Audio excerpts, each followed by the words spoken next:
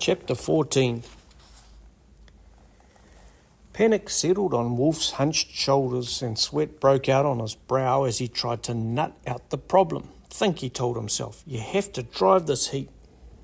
He stared through the truck windscreen and ran over his options, but kept drawing blanks. He thought about the car he'd driven up and down his mate's long driveway, and he wondered what he was doing wrong with Jim's truck. He'd followed Jim's instructions, so it didn't make sense that the truck wouldn't budge. Something came into his mind, and it was the blue car that hit Davy when they were out training. The car had kept rolling even though the engine had stopped. He remembered the girl in her white overalls leaping from the milk truck, yelling as she ran to the driver's door, "He hasn't put the handbrake on." Wolf realised the handbrake was his missing link. But where the hell would he find the handbrake? The truck was so old it could be in the glove box for all Wolf knew. He searched under the seats, along the console hanging from the roof, and eventually he found a handle with a spring attached way down under the dash by the driver's door. "Oh, thanks for nothing, Jim." He pushed and pulled at the lever until he figured out that he had to slide, twist and release it back. Immediately the truck felt unlocked and looser on the road. "Okay," he breathed out slowly. "It's back to the feet. Gear, stick, combo," he said. So much for instructions on the choke. The handbrake turned out to be the clincher. Wolf stayed in first gear and crawled along to the pig, where he promptly stalled before he'd put the clutch in. His chest bumped against the steering wheel and he cursed the whole damn day. He would have to remember to wear a seatbelt when he got going again. The growing dusk strained his eyes and made him realise he would soon need headlights. He'd used most of the buttons and levers on the dashboard, so he hoped the lights wouldn't be too hard to find. They were hard to find. They needed two switches to activate, and the switches were on opposite sides of the steering wheel. Everything was a mission. The pig lay on its back, very dead and very attractive to the swarms of midges and flies that circled and buzzed over it. Wolf rolled it onto its side and grabbed it from behind. A dead fat man with fixed eyes. The bugs flew and crawled onto Wolf's face and down his clothes, as if their party venue had shifted. He dragged the pig across the gravel and around to the tray of the truck where he dropped the tailgate in readiness. Getting it this far turned out to be the easy part, as he shoved and pushed with every last bit of his strength to get the pig on board. He had to get right in close, cheek to cheek with the bristles scratching his face and neck as he hoisted it onto his shoulder. He tried to breathe through his mouth, but bugs got on and he felt himself swallow one.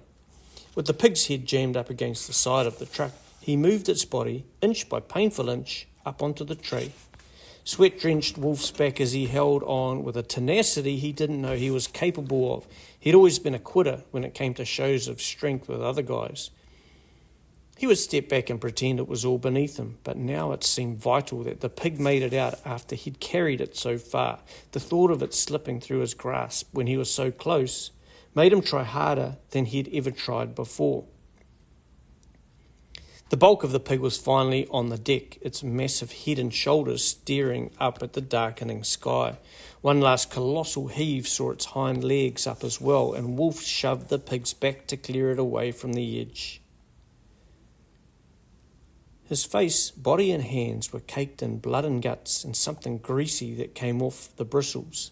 He clambered onto the tray, surprised he could haul himself up at all, dragged the pig to the far end and tied it to the cab with rope that was dangling off the bars.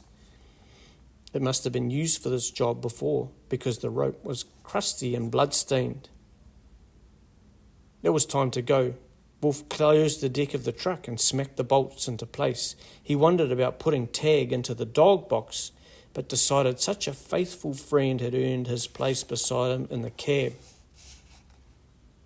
The sweat that drenched his body as he'd hauled up the pig now froze on him as the biting cold set to work. He searched in the truck for old clothes and found some stuffed under the driver's seat. Wolf lay it up and hoped Jim was hanging in under his tree. At last he was behind the wheel and Wolf mentally ticked off his list. Neutral gear stick, choke, Key, lights, handbrake and drive. How hard could it be? It took 10 minutes to clear takeoff before he bunny hopped onto the road. Tag had been sitting beside him, but the noise and the jolting made him slink into the footwell. He lay with his head poked under the seat as if he couldn't bear to watch. The leaping and bucking eased as Wolf became aware of the road and how it felt to drive. The gravel moved under his tyres, sliding in different directions, so that he felt he was skidding. He overcorrected, wrenching the steering wheel in panic until he became used to the unstable surface. This truck was like a dodgem, and everyone knew dodgems took a bit of getting used to. Once he had mastered the steering and shift to second gear, there would be no stopping him. Jim had said, "Stay in second, it'll wreck my engine, but you'll be safer." At first it seemed as if second gear was unattainable, but the noise of the engine straining in first became too painful and Wolf had a go at changing up. The lever slotted into second on the first go and he cheered, "Come on, Tag, you wimp. Get up here, we're away." Tag lifted his head and glanced at Wolf, but stayed where he was. He was driving. "I'm a legend," he yelled. "It was easy." Wolf wound up his window and thumped the steering wheel. What an awesome sensation to feel the distance roll by under the tyres. He would never forget this thrill of power and achievement. The engine strained in second, a high-revved protest, but Wolf heeded Jim's advice and eased back on his speed. His confidence grew with every corner, though, and the high revs began to irritate again. "What do you reckon, Tag? Second gear for the next half hour? No way." He put the clutch in to have a go at third, but the truck skidded in a crazy way and Wolf chickened out for a bit. He found his groove again, planned the shift in his head and tried once more. This time he threw it into reverse twice, which made the truck roar with protest. But on the third go he slotted the gear stick into third. The noise of the engine abated immediately and the truck rolled in harmony. Wolf felt the speed pick up, but it wasn't anything he couldn't deal with. The road stretched out, flat and easy, a piece of cake. There was a brief period of calm that allowed Wolf to feel a smug joy at his driving skills before everything began to unravel. The speed, the slides, and the pressure. The road became windy. The corners started coming at him too fast. He put his foot on the clutch and pulled the gear stick out of third. In his panic, he yanked it down but couldn't find the way back to second gear. He pressed hard on the brake. The truck slewed across the road, first one way, then the other, throwing up a swirl of dust which surrounded him like a plane flying through clouds. The downhill slope of the road meant the truck gathered momentum at a petrifying rate. It became impossible for Wolf to anticipate the bends fast enough. He grappled with the gears, but it was useless. With the truck careering down the hill in neutral, there was no hope of control. Wolf knew he was going to crash. He pumped the brakes and then the clutch, but the truck kept plummeting. Tag whimpered in alarm. Wolf wondered about the handbrake, but his hands were gripping the steering wheel and they wouldn't let go. The road levelled again, and even though the truck was still a crazy beast, it responded in a small way to the brakes. Wolf couldn't control his panic enough to think logically. Another downward slope in the road could be around the next corner. He had to stop.